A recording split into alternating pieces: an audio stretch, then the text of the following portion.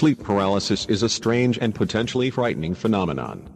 Essentially, the person experiencing sleep paralysis can't move any part of their body, but yet remains conscious. Those that experience sleep paralysis are often terrified, an understandable reaction from not having voluntary control over one's movements. Fortunately, this is a relatively common occurrence, and does not cause any physical harm to the body. Sleep paralysis happens during one of two stages: hypnagogic and hypnopompic.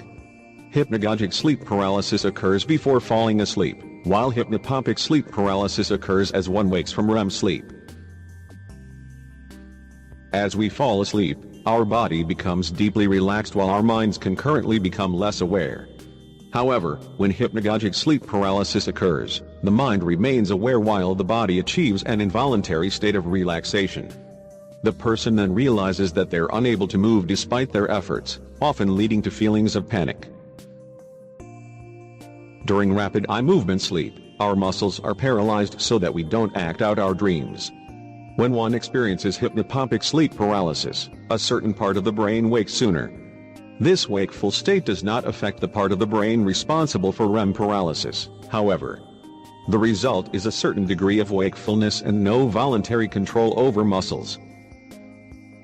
Who does this happen to?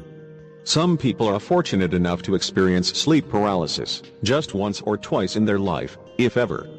Unfortunately, some people experience this phenomenon often, even multiple times a week. A study undertaken at Penn State University discovered that approximately 8% of the population has frequent issues with sleep paralysis.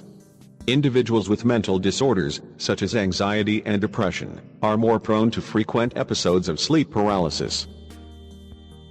People affected by sleep apnea, people on specific types of medication, and those with an underlying sleep condition may experience more frequent episodes of sleep paralysis.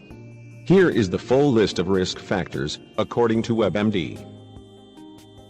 Lack of sleep, frequent changes in sleep schedule, mental conditions, such as stress or bipolar disorder, sleeping on the back, sleep problems such as narcolepsy or nighttime leg cramps, certain types of medication, such as those with ADHD, substance abuse. What are the symptoms? Under almost every circumstance, individuals that experience sleep paralysis are unable to move or speak from a few seconds to a few minutes. As mentioned, this usually occurs during the initial stages of falling asleep, and almost immediately after waking up. While sleep paralysis often requires no type of treatment, a doctor may further inquire into other areas that pertain to sleep health. Should sleep conditions linger or worsen, the medical professional may then refer to a sleep specialist.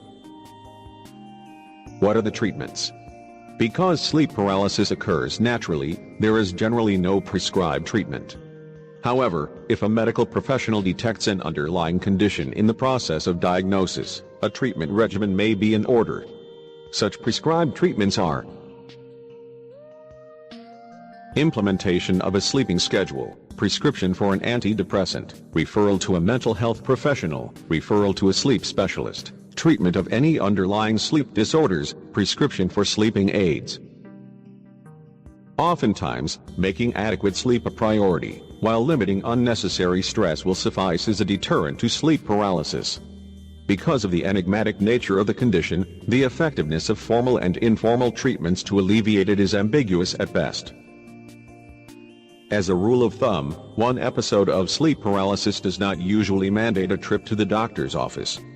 Health professionals recommend that those with rare episodes of sleep paralysis pay particular attention to their sleeping habits, as sleep deprivation almost assuredly increases the likelihood of an episode. Other recommendations include avoiding or severely restricting alcohol, drugs, nicotine and caffeine. It's also recommended to keep electronic devices out of the bedroom, in order to establish healthy sleep patterns. Of course, it is very possible that a sleep paralysis episode will occur regardless. If that's the case, try and remember to stay calm and realize that it will pass.